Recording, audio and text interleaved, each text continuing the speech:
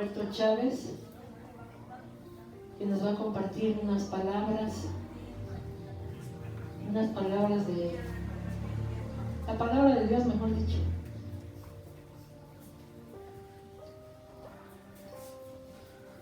Junto a nuestro hermano Ángel también.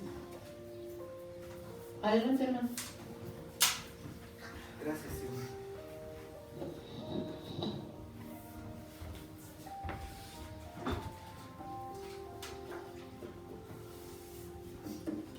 Pues siempre espero que lo que uno diga se haga palabra de Dios.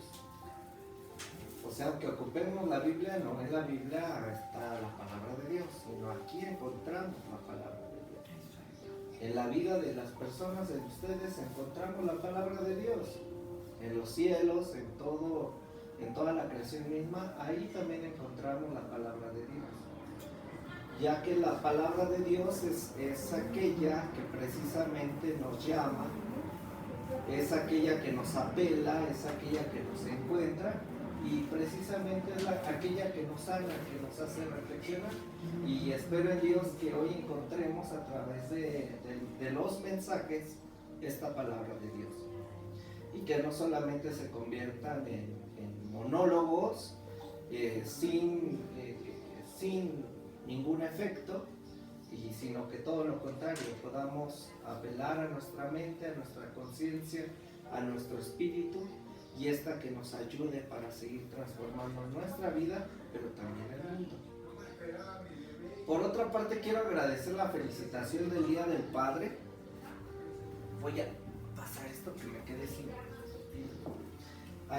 agradecer por la felicitación del Día del Padre, aunque yo pienso que seguimos construyendo nuestra paternidad, porque en nuestro caso, como deconstruimos el sentido de cómo éramos o cómo teníamos que ser como padres, que era una visión muy legalista, muy sesgada, muy arbitraria, y dejamos esa visión de ser padre y ahora nos estamos aproximando a otra visión con una masculinidad o unas nuevas masculinidades, el entendido de ser padre.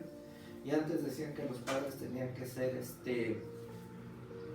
proveedores, ser duros o firmes, y poca cercanía con los hijos, poca ternura. Y en este saber o entendernos también nuestra masculinidad, entendemos también este cuidado, este cariño, esta atención. Y bueno, uno va aprendiendo a ser padre también. Así es de que les agradezco mucho la atención a esta felicitación, y seguiremos trabajando no solamente en este día, sino en todos nuestros días para seguir construyendo nuestra identidad también como padres. ¿Cuánto tiempo nos lleve? El tiempo que nos lleve. Así es de que por favor síganos enseñando este ministerio de la paternidad también. Y hoy solamente quiero reflexionar, continuar con lo de hace 8 días, acerca de nuestras reflexiones, cómo poder leer la escritura y cómo ver unas parábolas. Así es de que quiero pedirles ahora que vaya a su Biblia, a Marcos, nuevamente, Marcos 4,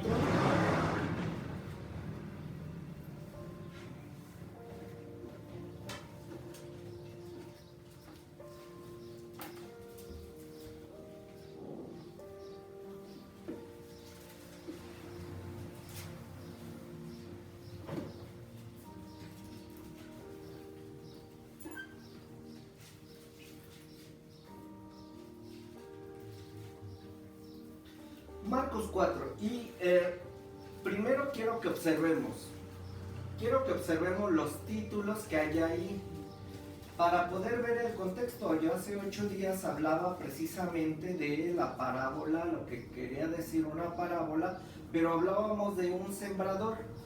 Entonces, ¿cómo tenemos que acercarnos a las lecturas?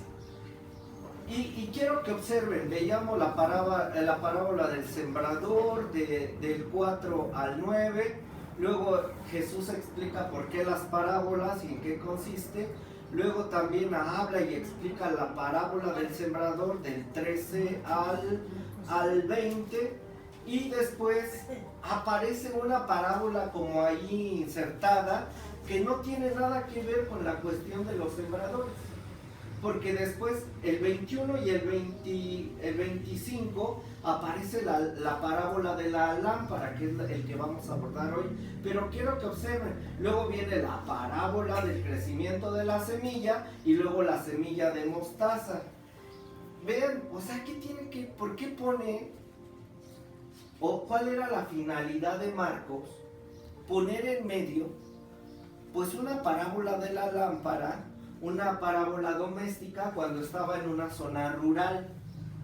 El contexto tenía que ver con una cuestión rural, campesina, y ahora nos mete a una cuestión de un hogar, una cuestión doméstica. Entonces, otra vez quiero que reflexionemos con qué intención está. En la Biblia hay muchos añadidos, o sea que se pusieron después de que se formó el canon, pero tenían una intención. Ahora ya están las cosas aquí, igual las podemos quitar, pero hay algo que les hemos comentado mucho que tiene que ver con algo que nos enseña Enrique Dussel, que tiene que ver con la deconstrucción del texto. Esto quiere decir, bueno, ya está aquí el texto, ya está aquí la realidad, ya así está nuestra vida, pues tenemos de seguir tal cual está la situación que nos esté llevando a la perdición, a la muerte, o de construir esa idea que tenemos o que teníamos y ver ahora de qué manera construimos otra realidad, otra forma de leer el texto. Y una que a mí me causó trabajo, bueno, me causa ruido más que el trabajo, porque no le temo al trabajo de la escritura, me encanta, tiene que ver precisamente con esta visión de querer a fuerzas meter el texto o esta parábola de la lámpara dentro de un contexto rural. O sea, ¿qué tiene que ver? Entonces me di a la tarea precisamente a deconstruir primero la visión que se tiene a través de esta parábola. Y esta parábola tiene que ver con una cuestión de poner una lámpara arriba en lo alto de una habitación. Y todos nos quedamos con esa visión. ¡Wow! ¡Qué maravilloso es esta idea de poner siempre una lámpara aquí! Cuando la semilla, ¿dónde se pone? Abajo, se oculta. Vean estas dos formas, y a esto precisamente se llama dialéctica, que Karl Marx la desarrolla de una manera formidable. O sea, pone a discutir por qué primero pone a enterrar las semillas, ¿sí?, para que den fruto, y ahora pone entre en medio a una lámpara. ¿Qué sentido tiene poner ahora esto cuando de primera instancia pone a sepultar? Y después de que explica Marcos, porque es el único que hace esto en los evangelios, esta narrativa solamente aparece en Marcos y en Lucas, pero solamente la meten en medio de la semilla Marcos. ¿Con qué intención? Porque después otra vez aparecen las semillas, la semilla de mostaza, y empieza otra vez un diálogo. Se siembra, se va a la tierra, a lo profundo, a la sepultura, y después se pone en alto, y todos romantizan eso que nosotros tenemos que hacer, ¿no? Ponernos como en esta cuestión alta, y la interpretación está bonita, ¿sí? Pero vamos a acercarnos un poquito más y apelar, si es que a ver que encontramos palabras de Dios aquí, y después otra vez a la tierra. Entonces, yo quiero primero poner este contexto de cómo está aquí la escritura, para que no tengamos miedo a acercarnos y hacer este tipo de reflexiones. Porque muchos, así como está la Biblia, ya no le van a mover para nada. Y nunca reflexionamos, ¿y eso por qué? ¿Qué tiene que ver? Y si yo desprendo esta parte de la lámpara y la paso a otro lado donde estén las luces, ¿sí?, a lo mejor tendrá otro más sentido.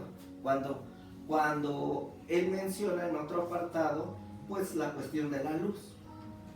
Entonces me puse a trabajar. ¿De qué consistían las lámparas? ¿O qué se refería este contexto de las lámparas? Porque dice que no las metamos a un cajón o abajo de la mesa. Entonces, bajo este contexto de lo que estamos trabajando, desanando el alma, encontré aquí algo que está bien. El alma humana, y en muchas iglesias, hay una neurosis a través del ocultamiento y algo que se llama la disonancia cognitiva. O sea, entre más ocultes, va a ser mejor.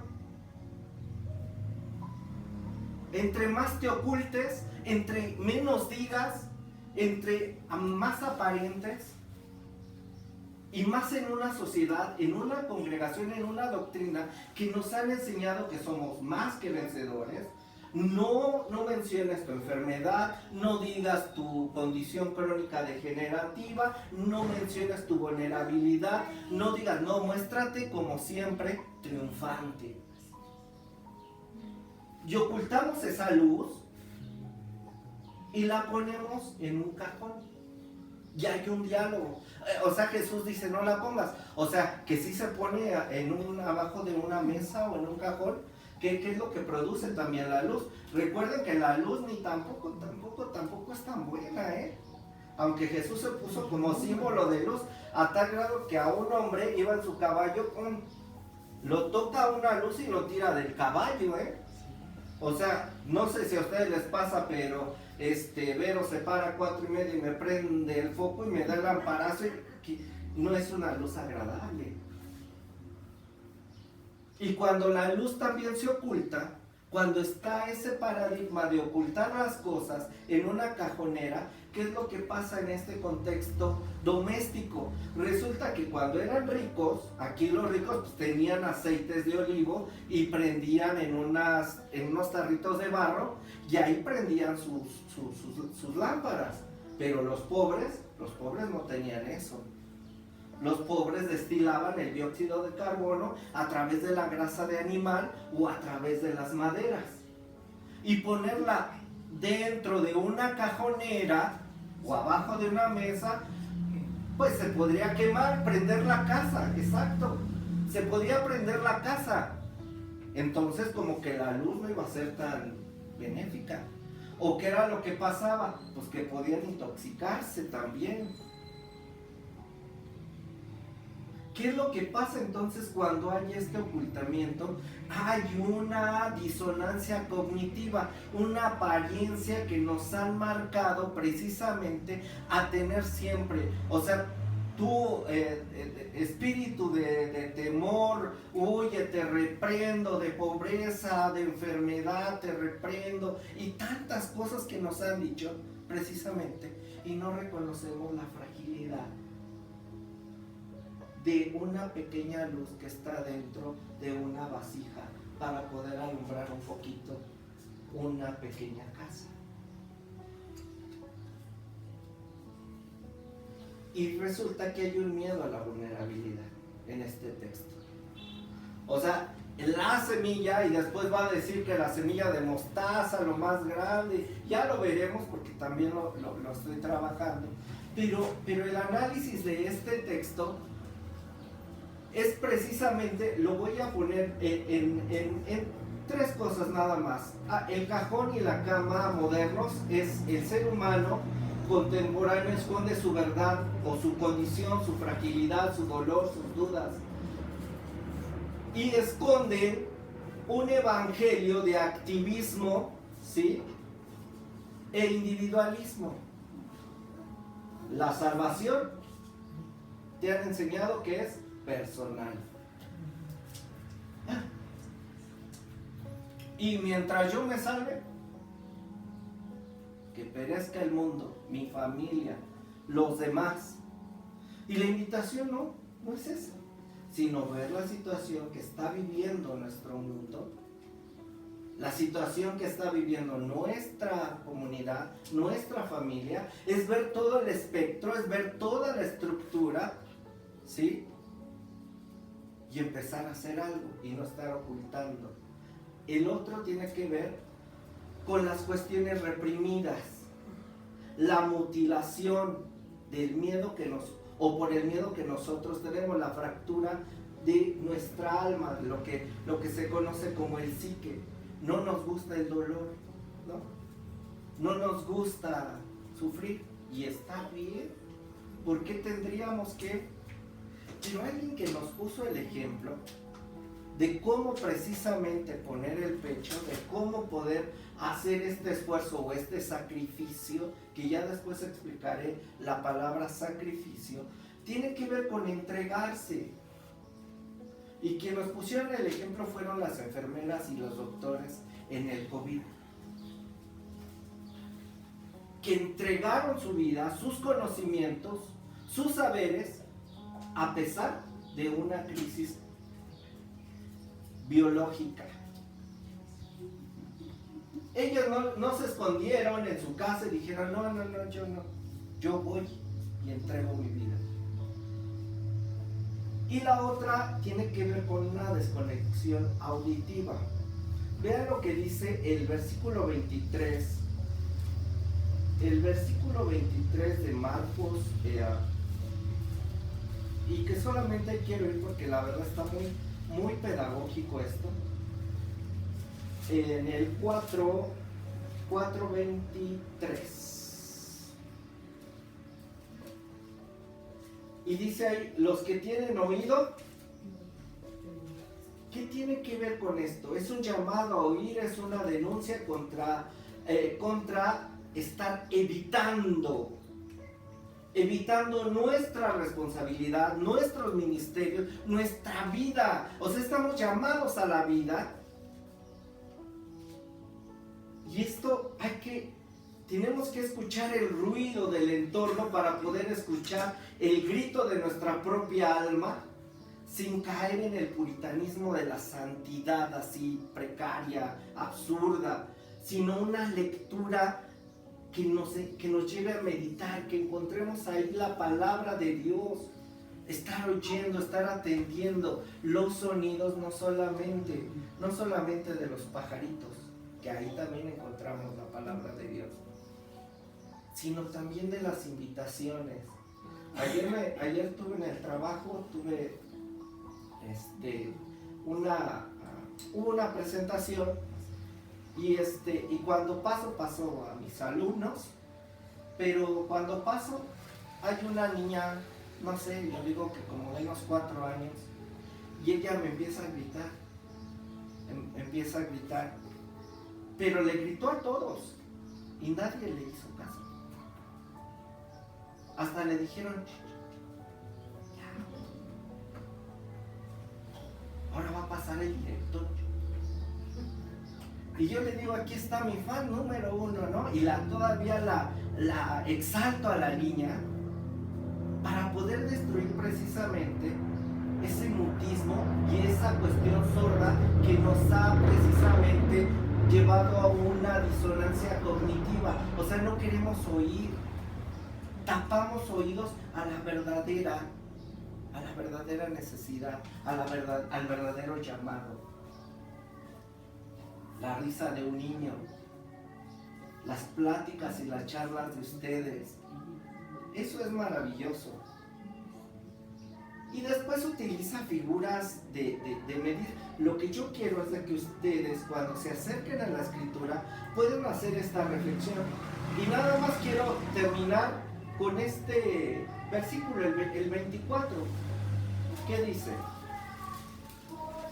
Estoy leyendo desde la Biblia, Dios habla hoy.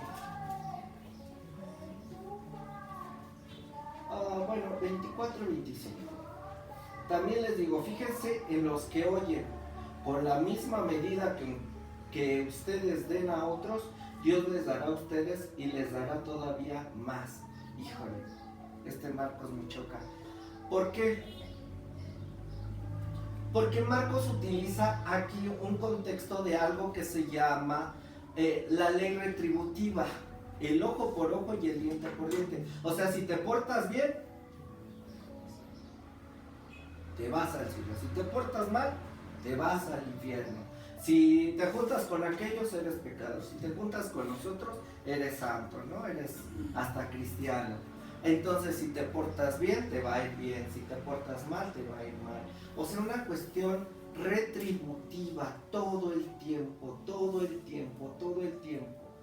Ahora vamos a hacer el ejercicio de hace 8 días. Entonces, si ustedes creen en la ley retributiva de ojo por ojo y diente por diente, ¿cómo veríamos entonces este texto? Pues sí, Dios, aquí muchos se justifican en la llamada teología de la prosperidad y de la bendición de Abraham. Por eso muchos tienen, porque son fieles a ese llamado, ¿sí? Pero ¿y entonces por qué los demás no tienen? ¿Acaso Dios es injusto? Y otra vez, ¿por qué Marcos pone esto aquí? ¿Cuál era la intención que tiene Marcos? Entonces, pues creemos en la doctrina de la prosperidad, y aquí no tiene que haber pobres, no tiene que haber enfermos, no tiene que haber discapacitados, no tiene que haber nada. Entonces, si ustedes me dan 1 centavo, Dios les va a dar 2. Y es más, ni saquen centavos, saquen la billetera, saquen la cartera, porque Dios les va a bendecir y Dios va a derramar bendición hasta que sobreabunda en sus hogares. Así es de que si ustedes van, ¿cierto? Así es, está la predicación. ¿Cuál es el llamado de Dios ante esto? ¿Justificamos estas doctrinas, estas teologías que han dañado, o las deconstruimos? Por eso les digo. Y ponemos atención a que este texto está siendo añadido dentro de esto.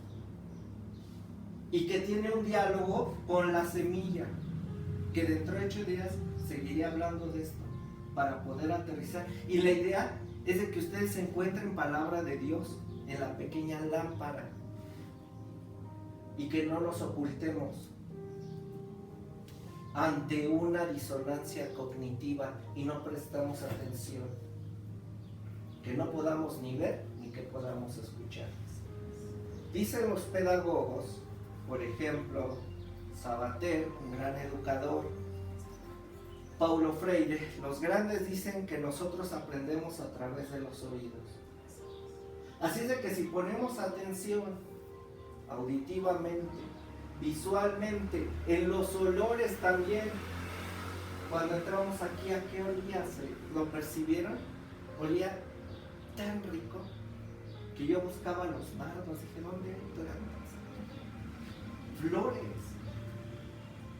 Porque nosotros aprendemos así. Por eso el café como un argumento pedagógico, y allí encontramos palabra de Dios, porque los olores del pan, del café, también nos llevan precisamente a tener un encuentro con lo sagrado, y de esta manera aprendemos. Entonces, ¿por qué seguimos creyendo en la ley del talión? Y ponemos atención a eso, y no ponemos atención que esa pequeña luz no se puede ocultar. O sea, no podemos caer en el ocultamiento, sino que seamos claros, transparentes. Igual por ahí empieza la sanidad. Dice mi hija, primero hay que ver el diagnóstico y luego vemos el tratamiento. Saben que ella es psicóloga. Hay que ver el diagnóstico y luego vemos el tratamiento. ¿Qué les parece? Y ahí Dios nos habla. Para que no generemos una cuestión de ser hipocondríacos espirituales, ¿sí? Y que veamos demonios y pecados por todos lados. Sino que entendamos que también tenemos nuestros demonios, nuestras zonas ocultas, y que a veces la tanta luz también lastima y nos tira del caballo. Dios amor nos bendiga.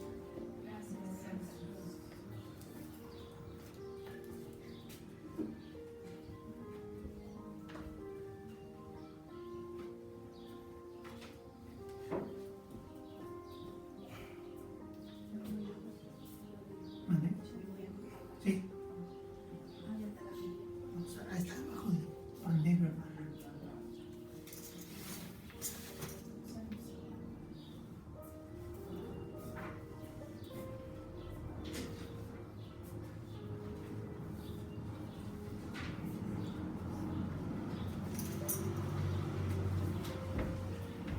Gracias, hermano Roberto. Gracias.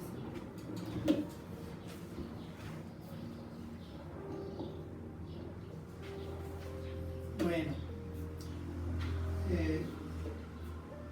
más quiero volver a repasar cuál es el propósito de estos mensajes. Y hoy con lo que el hermano nos ha apoyado y ha complementado precisamente leer la Biblia con un sentido crítico, pero también meditándola para poder encontrar el significado profundo, no sencillo, porque a veces nos vamos por lo más sencillo. ¿Para qué me complico la vida? Mejor lo que ya me han dicho, y con eso yo ya doy por finalizado mi estudio o mi necesidad. Entonces caemos en la conformidad, ¿no? La idea es meditar y reflexionar, y el sentido crítico, que es el de los niños, que los niños empiezan a crecer a partir de criticar todo. Nos critican a los padres, critican a sus maestros, critican a sus gobernantes, critican a sus políticos, y eso es como se desarrolla uno. Bueno, pues estando precisamente en este asunto de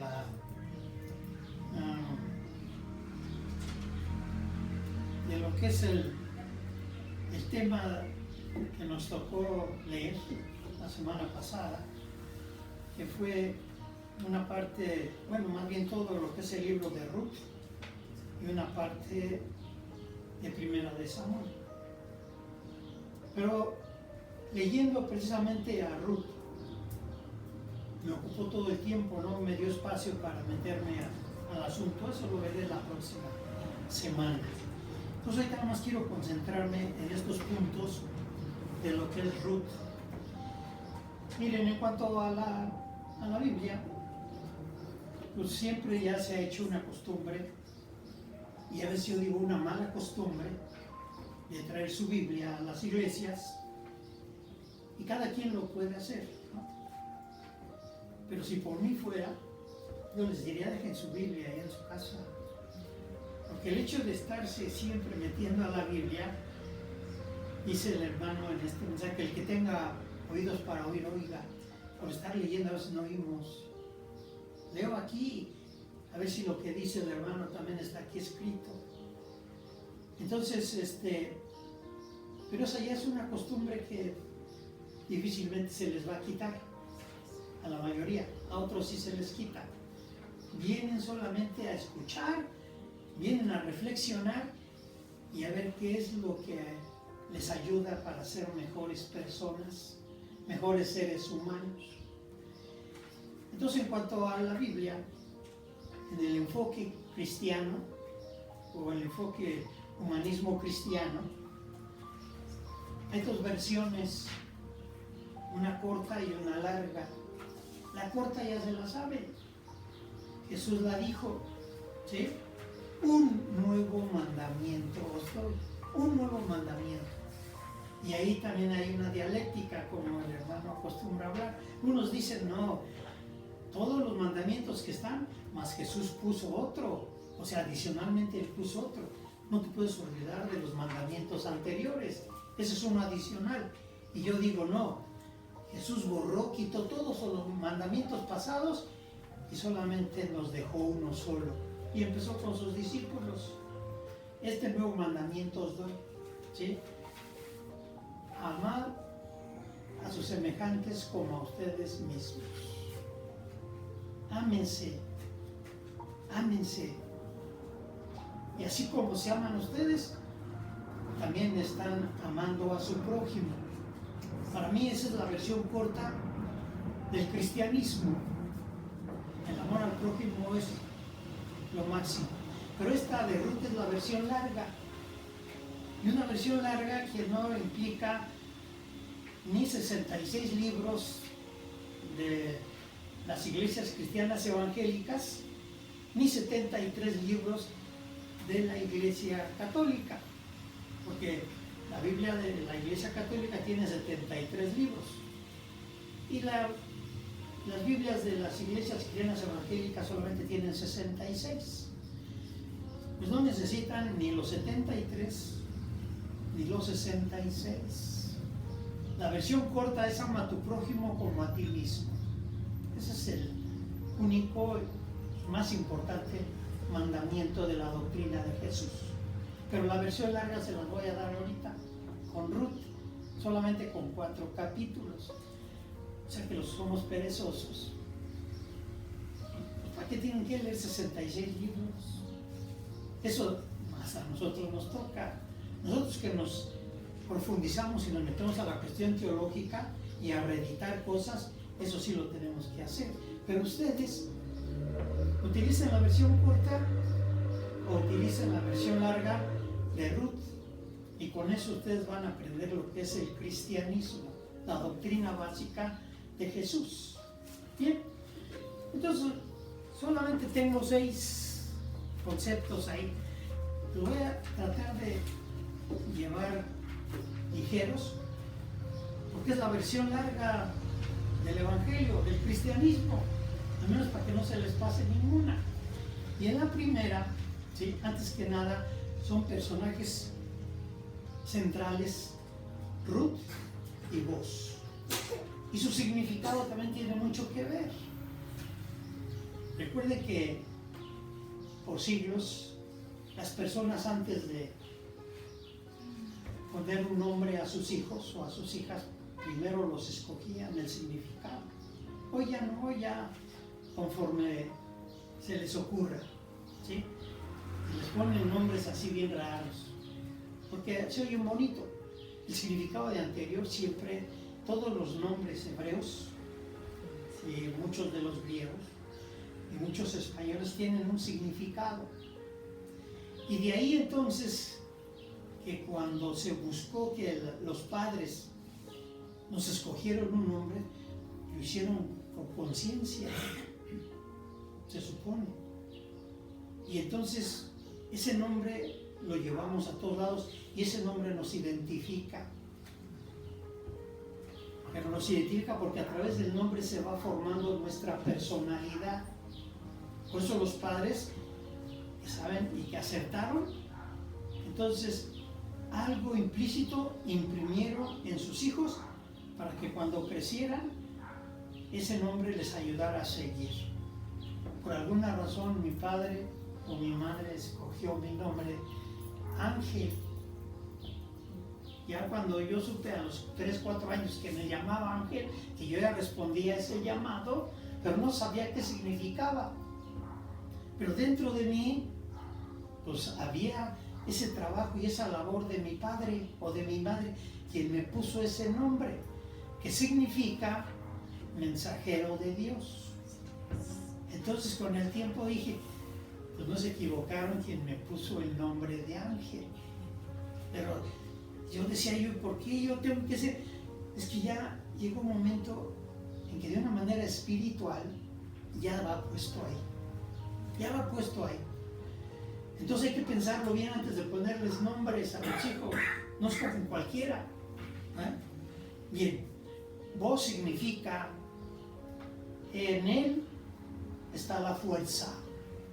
Boaz, que son los dos principales de este evangelio o de esta doctrina extendida del cristianismo. Boaz y Ruth. Boaz significa en él está la fuerza. Y Ruth significa amiga o compañera fiel. Ambos son esenciales en el cristianismo y en el humanismo cristiano. Entonces el primer punto es Ruth capítulo 1, versículo 1. Si vemos la lectura y la meditamos y la reflexionamos, podemos darnos cuenta de que Jesús tomó parte de su evangelio en este libro de Ruth. No es todo, pero creo que el 80% de la doctrina que Jesús promovió y enseñó la tomó de Ruth, de este libro. estaba leyendo, enfocado ahora hacia este concepto de sanar el alma, yo vi exactamente cómo Jesús empezó a darse cuenta exactamente de cuán enferma estaba la humanidad y la sociedad de esos tiempos, y cuán enferma sigue todavía en estos tiempos. Así que entonces, Ruth capítulo 1, versículo 1, así está escrito. En el tiempo en que los jueces gobernaban el país, hubo allí una época de hambre. Entonces un hombre de Belén de Judá emigró a la tierra de Moab junto con su esposa y sus 2 hijos.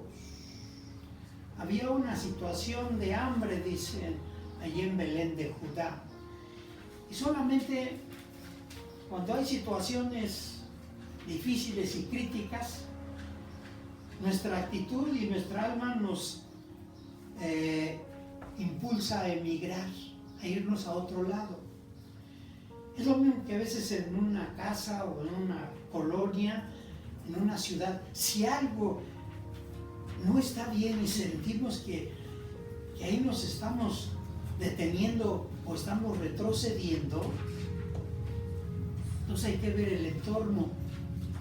Y eso también los sociólogos han visto que parte importante de la libertad y del pensamiento, de la felicidad, se debe al entorno del ambiente, porque hay entornos muy pesados, hay entornos en los cuales vivimos y bueno, nos levantamos todos los días con dolor de cabeza. Es que algo nos está diciendo ahí, este ambiente es muy pesado para ti. Y de ahí nosotros tenemos la decisión, si queremos seguir estando enfermos, porque el ambiente nos está provocando malestares y dolores. Lo mismo un trabajo que tenemos a veces. Hay quien dice, ¿y por qué te cambiaste de trabajo? Y era muy pesado, ya no aguantaba, yo preferí mejor buscar y emigrar. Una dependencia, todo lo que nos llega a decir, bueno, ¿y por qué dejaste? Es que ya no aguantaba. ¿O por qué no has dejado? Porque a lo mejor ahí, en ese momento, pues el entorno que tiene en cierto momento llega a tal grado de que ya la persona ni siquiera lucha, simplemente ya se conforma con la rutina y lo que ya está él en cierto momento acomodándose.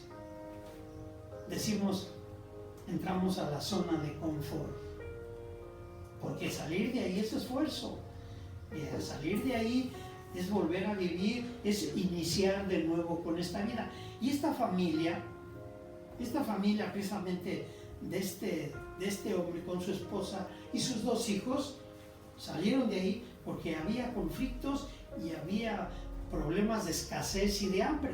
Entonces ellos emigraron a ese lugar a ver si en algún momento dado podían ellos utilizar mejor su dinero, porque les voy a decir que ellos eran ricos.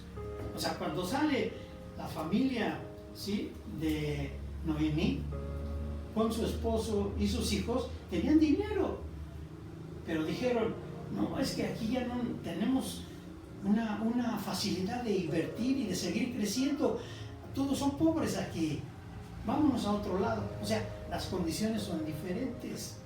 Ellos eran ricos, por eso Noemí dice, no me digan Noemí, díganme Mara, porque cuando salimos nosotros de aquí estábamos llenos, teníamos riquezas y nos fuimos a otro lado a ver si podíamos seguir aumentando nuestra riqueza, porque en la pobreza de Belén y con esa escasez ya no íbamos a hacer nada. Pero sabemos que las circunstancias cambian. Ahí murió su esposo, ahí murieron sus hijos y se quedó ella sola. El asunto está que de una manera u otra, la migración, el cambiarse, en trasladarse de un lugar a otro, tiene que ser bajo las situaciones que se nos presenten en la vida, para mejorar las cosas, para mejorar. Y ellos en ese pensamiento iban a mejorar sus condiciones económicas todavía, porque sí tenían mucho dinero. Salieron ricos, y llegaron pobres, ¿sí? Regresaron pobres. Pero bien, aquí el asunto es cómo en la migración es muy importante saber qué alma se tiene en el lugar a donde vamos. Si son almas enfermas o tienen almas sanas. Aquí en México tenemos muchos problemas de discriminación. Han venido muchos migrantes, ahora ya se ha cerrado, como se dice, las fronteras de Estados Unidos, pero en un principio olas de migrantes venían de todas partes del mundo queriendo entrar a lo que es el sueño americano. Pero cuando Trump cierra, entonces empieza a haber un efecto para algunos malo y para otros positivo. Estados Unidos creció. Su grandeza de Estados Unidos no fue a través de los naturales, fue a través de la migración, porque cada migrante que llegaba con nuevas formas de pensar y empezaba a buscar su propia vida y sus propios recursos ahí. Algunos se iban a la cuestión del crimen organizado, que fue mucho antes que nosotros, y siguen estando allá, nada más que hoy está más disfrazado. El crimen organizado está más fuerte en Estados Unidos que aquí en México, pero ahí lo saben manejar y lo saben esconder, ¿verdad? Como esa semilla o esa lámpara que se esconde, pero finalmente se da uno cuenta que ahí es donde también está muy fuerte la violencia y el crimen. Pero aquí en México, ahora dicen las últimas noticias, ya los migrantes que vienen a México ya no les interesa irse al norte, irse a Estados Unidos, ya quieren quedarse aquí. O sea, México tiene una gran oportunidad, así como Estados Unidos, de recibir migrantes y empezar realmente a hacer una cultura más grande y más extendida de todas partes de Sudamérica principalmente que vienen. Pero aquí el asunto es que aquí en México no los recibimos con un alma sana. Muchos migrantes, ¿sí?, empiezan a sentir las miradas de crítica, las acusaciones de vienen a robarnos nuestros trabajos, aunque son trabajos que no nos pagan bien, pero finalmente es algo y ellos vienen y nos los quitan. O sea, ese pensamiento está mostrando que en México muchos todavía practican esa discriminación, esa xenofobia y ese racismo. Entonces hay que entender que hay que trabajar para que nuestra alma esté sana y recibir como esta ciudad, ¿sí?, que era de Moab, que eran también enemigos de los judíos, aunque parientes, pero enemigos precisamente, lo recibe con los brazos abiertos a ellos, porque ellos llevaban dinero para invertir y dijeron adelante. O cuando llegaban pobres, pues también lo recibían en este periodo, en el tiempo, dice, de los jueces. Entonces, aquí un alma sana recibe a migrantes y no los discrimina. Esto es para nosotros un ejemplo, hoy, porque hoy se quedan aquí, hoy llegan y quieren que nosotros les extendamos ayuda, al menos les extendamos los brazos y una sonrisa en lugar de un desprecio. Hace unos días yo estaba en el café que acostumbro ir, allá a Rosa Blanca. Estaba tomando mi café y es cuando aprovecho para leer el periódico y a veces leo la Biblia y ahí reflexiono. Entonces entró un señor, pues sí, con ropa maltratada y todo, y desde que yo lo escuché que entró, no levanté la vista más que yo escuché y le dijo a la dependiente de ahí, ¿cuánto sale un café negro? Y le dice, alcancé a oír, 30 pesos, le dijo, 30 pesos, un café negro. Sí, es un café, de cuenta, como Starbucks, o sea, es algo que cobran ahí también, como se dice el nombre. Entonces, escucho y él empieza a buscar y ahí sí lo veo, dice, uy, no me alcanza, dice, no me alcanza. Y sí va a dar la vuelta y le digo, oye, señorita, dale por favor su café. Yo me lo paga a mí, me lo carga a mi cuenta. Ah, sí, cómo no. Y le dio su café, y entonces ya volteó a verme y dice, gracias. Y entonces dices que, pues ahorita para que me alcanzaría. Y hace otra muchacha que estaba ahí a un lado, le dice, denle también un sándwich, me lo pone a mi cuenta. Y había 3 que ya estaban ahí, y los 3, entonces le dijeron, también quieres eso y también quieres aquello. Entonces ya no sabía, y con mucha pena, dijo, no, nada más quería un café, ándale, te lo vamos a invitar. Esa forma se contagia, pero también se contagia el desprecio. Cuando los ven negros, de color, harapientos, ¿sí? O mugrosos, inmediatamente también se contagia y uno le hace el feo y los demás que están cerca les hacen el feo. Ahí es donde se entiende que personas tienen el alma sana y otras el alma enferma. Número 2 que sigue, Ruth 1, 16 y 17. Este es el principio del Evangelio de Jesús. El Evangelio, el cristiano, por norma, no tiene lugar de origen. Somos peregrinos y extranjeros en el mundo. El cristiano no puede estar asentado en un solo lugar. Su conocimiento, sus características, su ética, tiene que moverse en todo el mundo. Por eso el cristiano es peregrino y extranjero en el mundo. Bien, Ruth 1, 16 y 17 dice así. Pero Ruth respondió, no insistas en que te abandone o en que me separe de ti, porque iré a donde tú vayas y viviré donde tú vivas. Tu pueblo será mi pueblo y tu Dios será mi Dios. Moriré donde tú mueras, allí seré sepultada.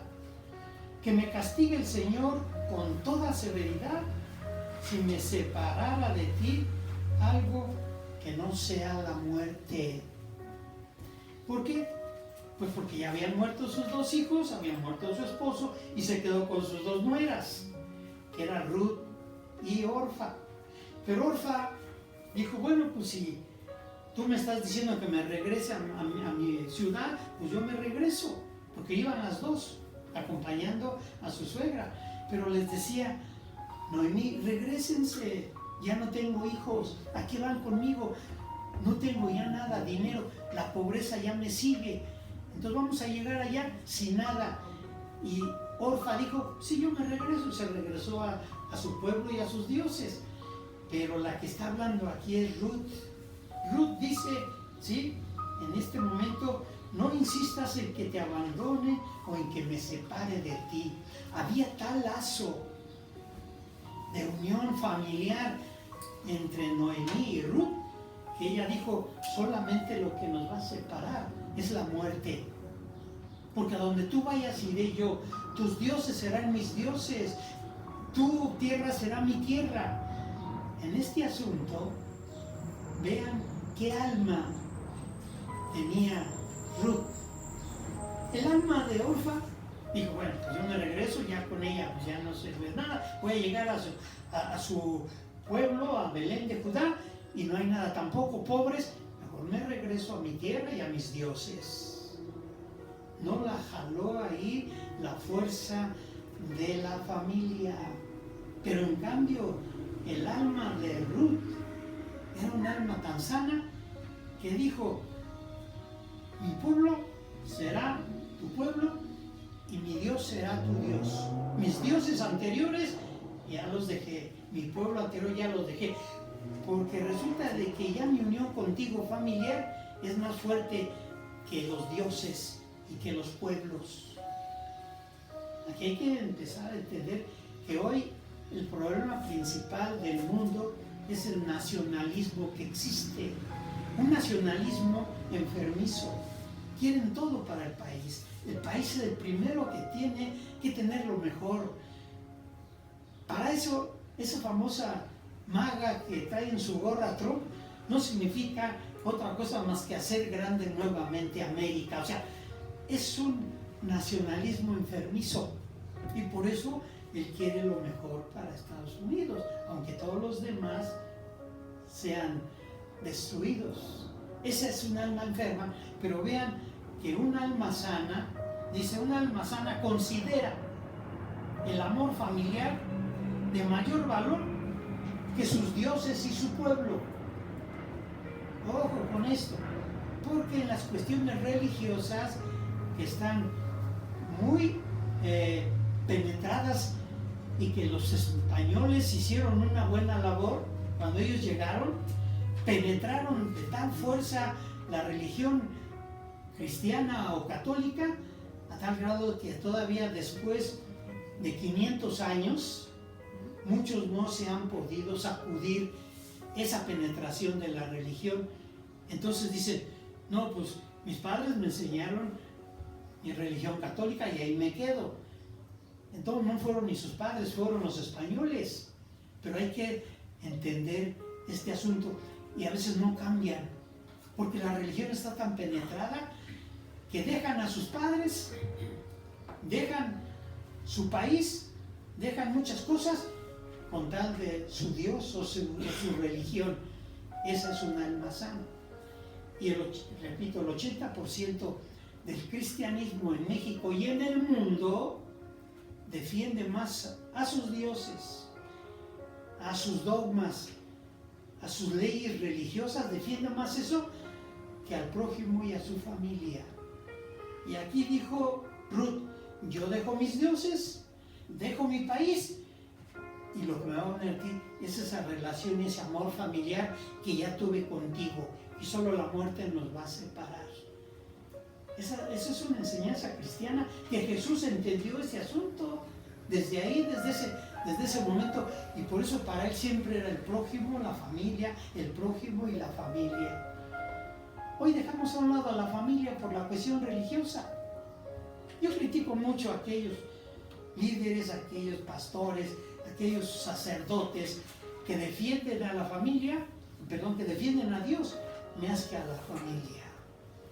¿Ah? Y siempre con engaños. Mientras tú estés bien con Dios, todo lo demás, aunque esté mal. Tú procura estar bien con Dios y Él te da lo demás por añadidura. De qué manera confunden y penetran con las palabras, y mucha gente lo cree. Solamente quien no lo cree es el que empieza a sanar su alma. ¿Por qué tengo que dejar a mis padres por mi religión? ¿Por qué tengo que dejar a mi hermano, ¿sí? por la creencia que tengo? ¿Por qué tengo que dejar a mi país? Lo dejan todo porque les espera una nueva manera de ser, diferente. Este asunto, por eso es tan importante que lo entendamos, porque ahí Jesús es como sacaba las palabras de hoy muy famosas, es: ¿de dónde abrevas tú el agua? ¿De dónde abrevas tú la lectura? ¿De dónde abrevas tu conocimiento? ¿Hacia dónde vas?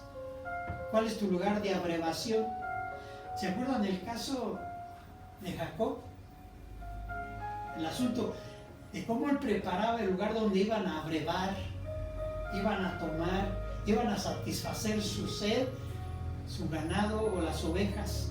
Preparaba el lugar y ponía 3 diferentes ramas para que cuando llegaran a abrevar las ovejas, entonces dice, fueran las que mejor se alimentaran. Hay que saber de dónde abrevamos agua. Jesús abrevó, ¿sí? Tomó agua, tomó el alimento de muchos libros y de muchos pasajes de la Escritura, y él las reeditó y las mejoró. Pero en este libro de Ruth siento que abrevó más él, Jesús. De ahí él como que se llenó mucho, y por eso su evangelio maravilloso. El tercero, Ruth 2:10. Vean viendo cómo va siguiendo y se va construyendo o se va reconstruyendo un nuevo evangelio y una nueva enseñanza a través de las palabras, cuando sabe uno sacarlas. Ruth 2:10 dice: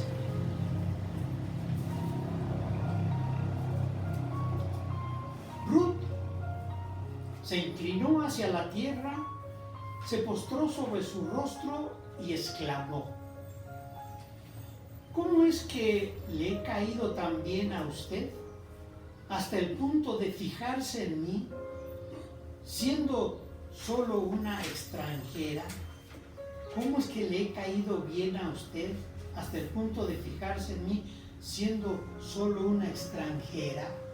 Aquí hay que entender la labor que hizo vos. Siendo una extranjera, no tenía nada y le dejaban en ese tiempo la costumbre de que solamente recogieran lo que tiraban los que iban segando. Entonces, los trabajadores de vos recogían todo lo mejor. Y decía las costumbres y la ley: siempre tienes que dejar algo que se caiga para el que está pobre, para el pordiosero que no tiene nada. Dice que vaya recogiendo lo que tú vas tirando. Y entonces cuando vea a Ruth, vos la pone en igualdad de condición que sus trabajadores. Tú no tienes por qué estar ahí. Dice, porque yo me he dado cuenta y he sabido la manera en que tú realmente amas a tu suegra Noemí. Así que ella todavía le dice: ¿cómo es que le he caído tan bien a usted hasta el punto de fijarse en mí siendo solo una extranjera? ¿Qué tiene que ver esto con Jesucristo? Bien, la mentalidad sana y la mente o el alma sana de vos era precisamente la de Jesucristo. Igual, Jesús aprende de vos, porque finalmente vos fue su padre de Jesucristo. De ahí viene Jesucristo, porque después cuando se casa con Ruth, dice que dos tienen un hijo que le pusieron Obed, y Obed fue el padre de Isaí el padre de David, del cual desciende toda la personalidad de la enseñanza de Jesús. Vean cómo se conectan las cosas desde siglos atrás. Dice, un alma sana deja la ley y practica la gracia. Deja la ley. La ley era, te vas hasta atrás a recoger. No puedes tú estar con mis trabajadoras porque no eres extranjera y eres de los pobres. Entonces él cambia la ley vos y dice, no, vente acá adelante, quita la ley y pone la gracia. Y en la otra versión, la de los 60, dice, ¿cómo es que ha aplicado gracia conmigo hasta el punto de fijarse en mí siendo nuestra? ¿Cómo ha aplicado la gracia? ¿Cómo me ha dado gracia a mí? Y Jesús, la doctrina principal de Jesús, después de que combate la ley, fue la gracia. Y lo dice Juan, porque por Moisés vino la ley, pero la gracia viene por Jesús. Y la gracia es algo que trajo y ha traído mucha controversia. Cuando nosotros decimos, quito la ley y pongo la gracia, porque así lo hizo Jesús, inmediatamente hay una dialéctica, como dice el hermano, y empieza a haber discusiones de los legalistas que quieren seguir aplicando la ley, porque así lo dice el Antiguo Testamento, y la ley castiga a aquel que no cumple la ley, o que viola el sábado, o que viola alguna cosa. Jesús viene y cambia todo eso, y entonces expresa la gracia. La gracia es la que da un cambio de 180 grados y transforma todo lo que es el evangelio cristiano. Por eso está tan importante este asunto. Pero vemos el 2.23. 2.23. Así que Ruth se quedó junto con las criadas de Boaz para recoger espigas hasta que terminó la cosecha de la cebada y del trigo. Mientras tanto vivía con su suegra. 2.23. Bien. Un alma sana ve y trata a todas y todos en igualdad y no en castas ni en niveles socioeconómicos. Así que Ruth se quedó junto con las criadas de Boaz para recoger espigas. La elevó a un nivel. Y todo eso lo entendemos, ¿sí?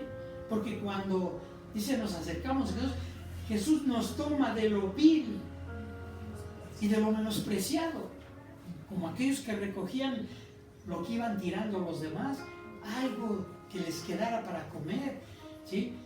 Pero dice Jesús, nos toma de lo vil y de lo menospreciado y nos coloca junto a ¿quién? Junto a reyes. Nos eleva en un nivel grandísimo. Y es lo que a veces no entendemos.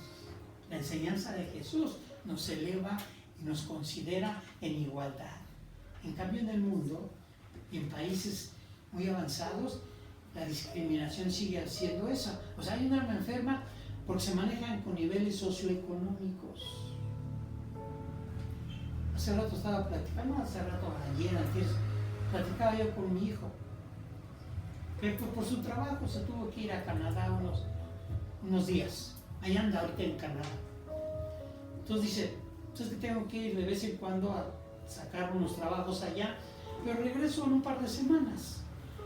Y entonces le digo, sí, porque me dice, porque si no, de todos modos, no me van a dar la nacionalidad allá. Tengo que cumplir con cierto tiempo de residencia allá, si no, no me dan la nacionalidad, igual que en muchos países. Entonces él se va para sumar tiempo de residencia en Canadá, para que al final le den también su residencia, sea canadiense dentro de unos años. Pero esa es su idea de él. Pero entonces le pregunto yo y le digo, oye, ¿por qué no le hacen igual que en Estados Unidos? Dice, sí, también allá. Allá, dice, aquellos que no quieren pasar tanto tiempo en residencia, tienen una tarjeta dorada. Las tarjetas doradas, para los que tienen dinero y socialmente son de buena posición, ellos llegan y la compran, dice, les cuesta $1,000,000. Si yo tuviera $1,000,000, compro esa tarjeta y ya soy residente. Y eso lo hizo Trump hace unos meses. Aquí no van a haber migrantes, pero el que quiera venir a invertir con $1,000,000 se hace y se nacionaliza estadounidense. O sea, ese tipo de cosas son las que estamos viviendo nosotros en este tiempo. Es un alma enferma. ¿De qué manera entonces colocan a los diferentes niveles? La India, que es uno de los países dentro de los 20 también más avanzados en el mundo, económicamente y poblacionalmente le llega casi a la misma cantidad de los chinos.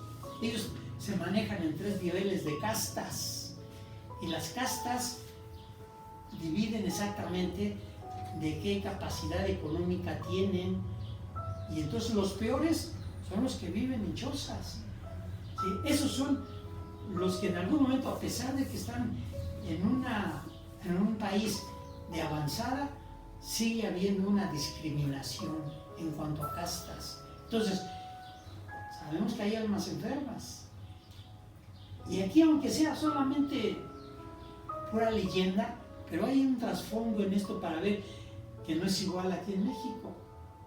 Porque por el bien de todos, según desde las famosas frases de Obrador, por el bien de todos no puso primero los ricos, primero los que pueden comprar una tarjeta dorada, ¿sí? O los que tienen realmente muchos millones. Por el bien de todos, primero los pobres. O sea, Obrador se enfrentó a muchas críticas y todavía lo siguen haciendo, porque él los pone en un lugar igual que los demás en cuanto a derechos. Entonces aquí el asunto, un alma sana ve y trata a todos y todas en igualdad, y no en castas ni en niveles socioeconómicos. Toco cuando ustedes a veces van ahí a Santa Fe, llegan así con aires de igualdad, y es una costumbre y una mala costumbre.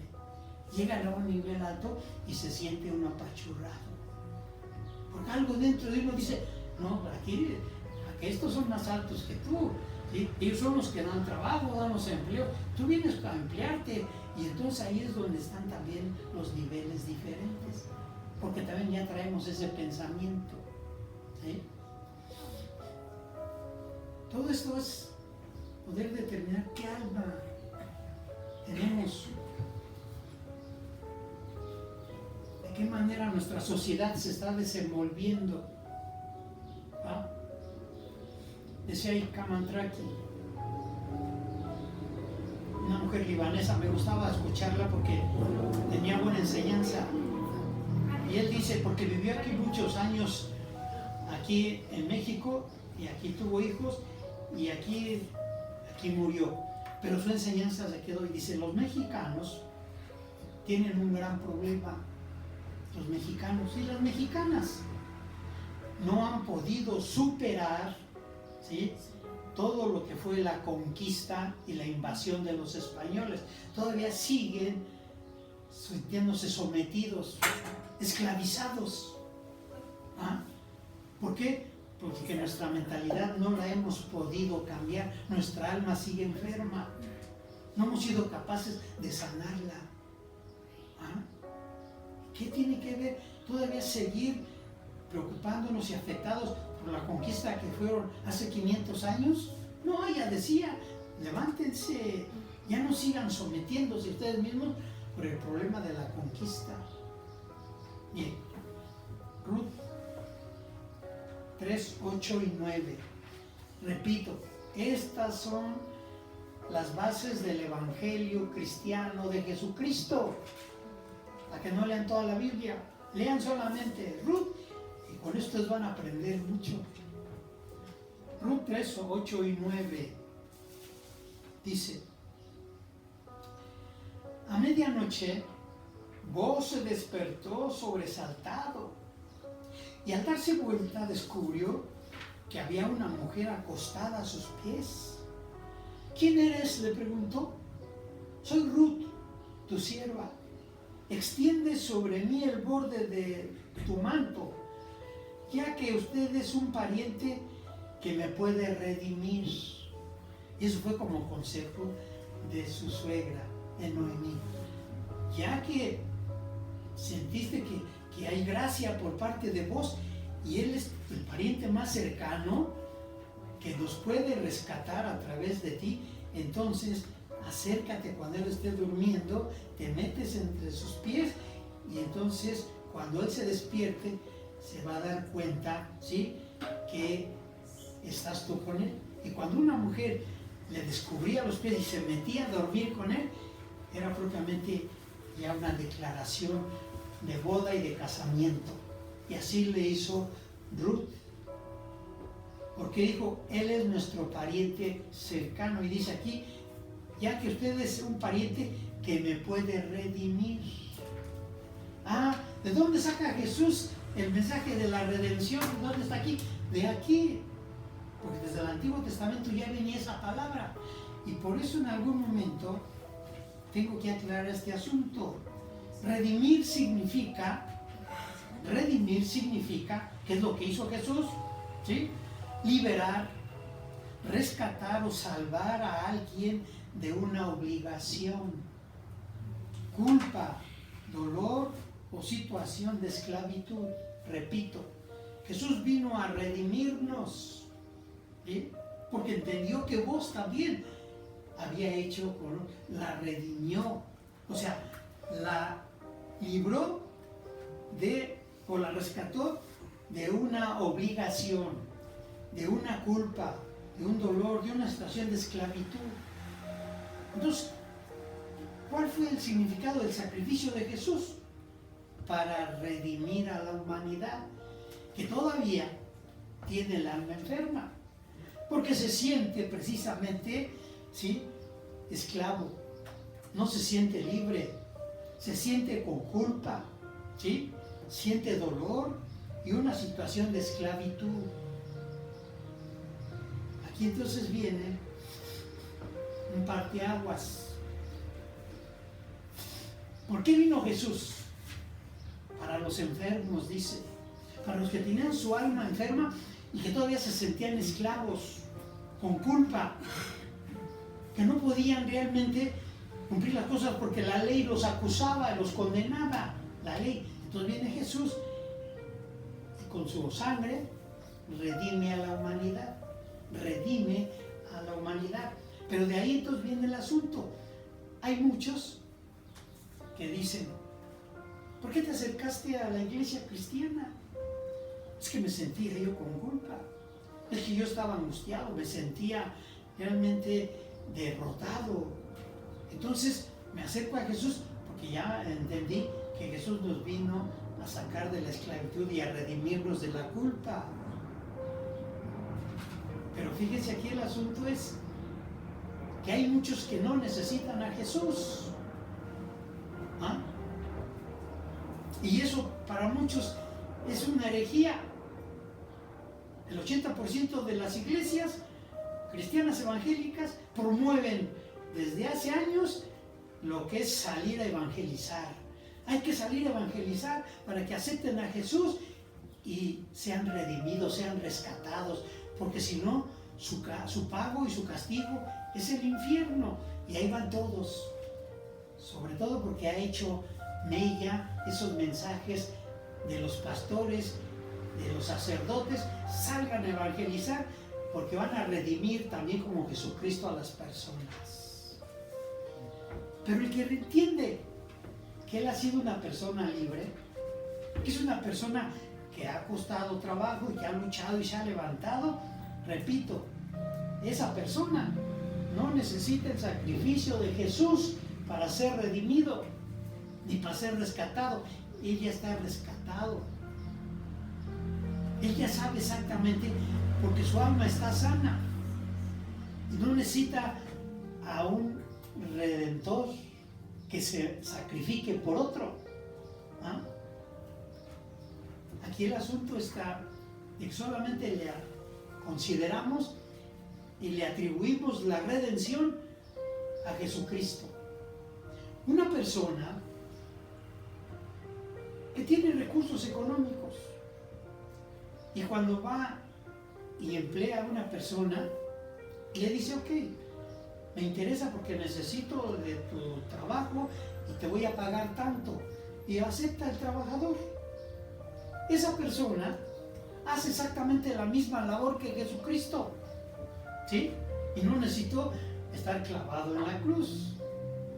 Por eso este movimiento de evangelismo y todo eso ponen a Jesús como el Redentor. Cuando entendemos este asunto, hay personas que redimen a otras personas. Vos redimió porque Él era el pariente cercano. Y cuando nosotros tenemos una amistad con una persona y esa persona tiene un alma sana, esa persona anda por el mundo redimiendo, dándoles nueva vida a las personas, sacándolas de esos problemas, de esa culpabilidad o de esa pobreza que están. Entonces, no Jesús solamente redimió, Jesús lo hizo por la mayoría de los judíos y los incrédulos, pero en el mundo hay muchos que no creen en Jesús, en su sacrificio, pero sí creen en su obra. Y hay que reeditar las cosas. Y hay personas que redimen. Cuando ven a una persona y le dicen, con esto te puedo ayudar, o ven a trabajar conmigo, está haciendo la misma labor que Jesús. Y no se está crucificando. Simplemente con lo que tiene, redime a las personas. Por eso un alma sana practica la redención con los necesitados y desamparados. Por eso hoy necesitamos muchos redentores. Y esos que redimen, fíjense otra vez, otra herejía, esos que redimen, esos que ayudan a las personas, son igual que Jesús, igualito. Son los que vienen precisamente a prolongar y a continuar con la obra de Jesús. Por eso dice, en aquel tiempo habrá muchos Cristos, muchos Cristos. Si queremos ser iguales que Jesucristo, con un alma sana, y podamos nosotros, en nuestra situación donde estemos, ayudar a una persona, la estamos redimiendo, la estamos salvando. ¿Sí? El último, Ruth 3, 12 y 13. Ruth 3,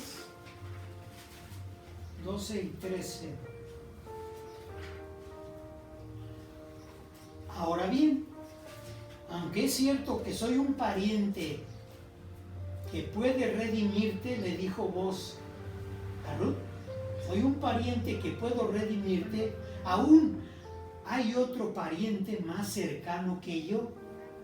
Fíjense, esto trae algo muy interesante. Entonces había la ley en donde dice, el primero que tiene derecho de redimir y que debe de redimir es el pariente más cercano. Entonces, Booz era un pariente, pero había otro más cercano. Por decir algo, a lo mejor era un tío, por decir algo. Y Booz a lo mejor era un primo. De acuerdo a la ley, entonces tenía más derecho el tío, ¿sí?, que Booz. Él no podía brincarse a redimir si el otro decía yo redimo. Y fue cuando lo vio él y lo encuentra y le dice, hay otro pariente más cercano, yo le voy a decir a él la situación.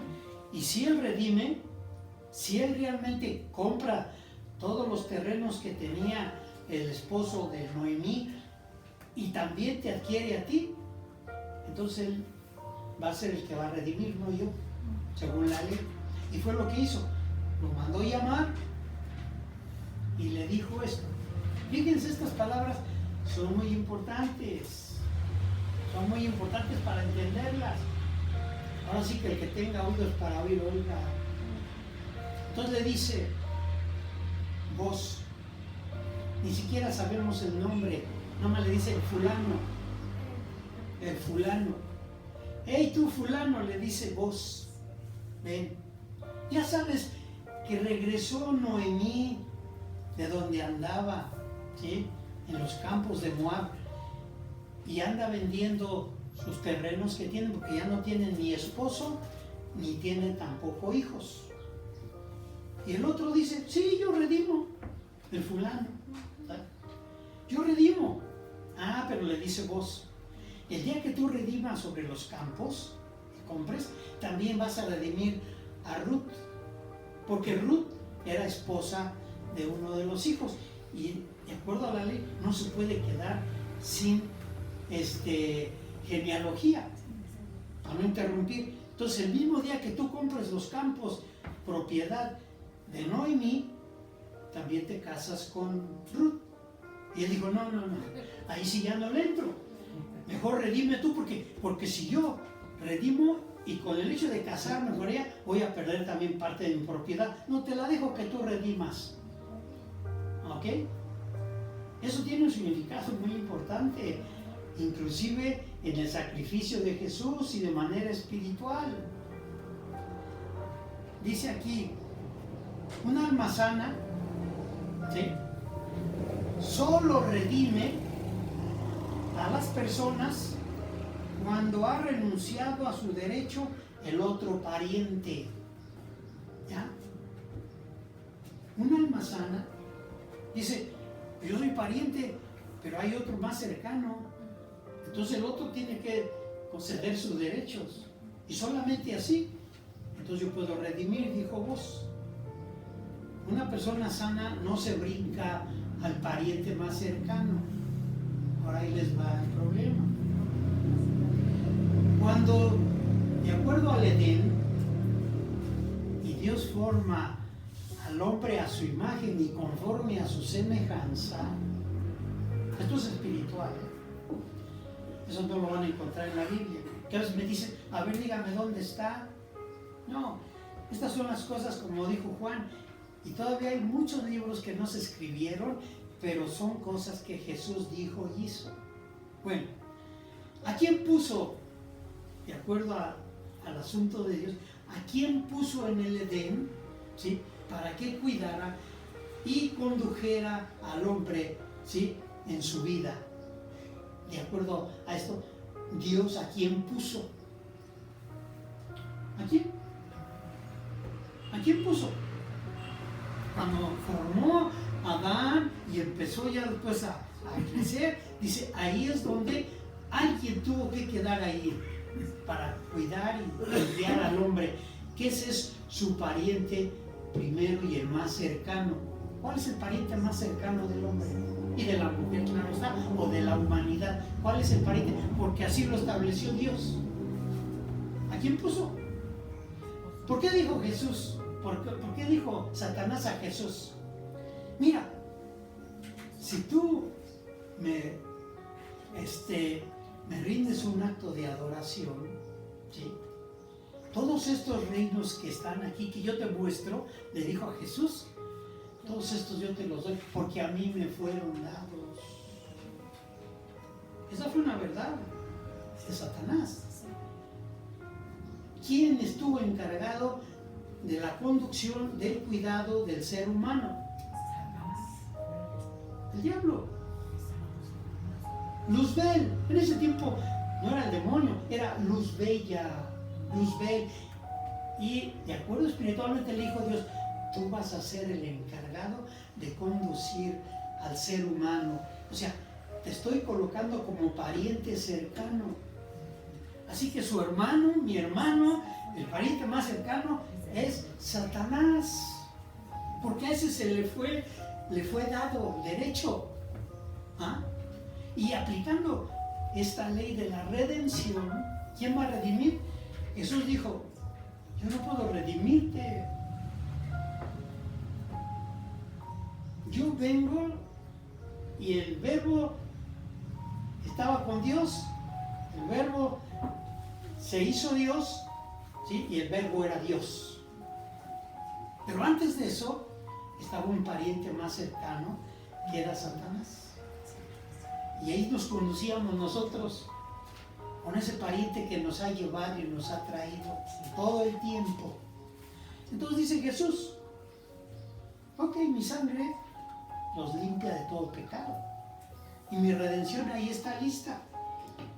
Pero solamente el que quiera, el que entienda, el que sepa que cuando el fulano, ¿sí?, realmente renuncie a ti, oiga lo que estoy diciendo, cuando el demonio renuncia a ti y tú renuncias también a él, ¿sí?, él entonces sí, mi redención va a aplicar contigo mi salvación.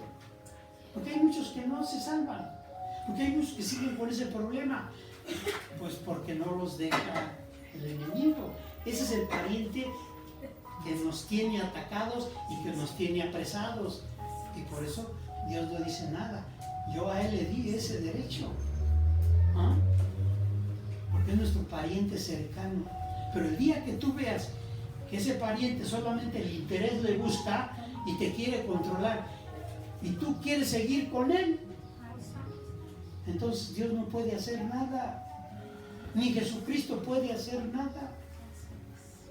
Hasta que Él definitivamente dice, pues ya renunciaste a mí, yo ya renuncié también a ti, pues entonces que Jesús se encargue de ti. Cuidado, porque esta es precisamente la razón por la cual dicen, ¿y por qué Dios no hace nada? ¿Y por qué Jesús no se hace que se conviertan las personas? No, porque Él es respetuoso a su ley. Y si Él, por ese detalle, puso a Satanás o a Luzbel como pariente cercano de nosotros, entonces hay que entender ese asunto.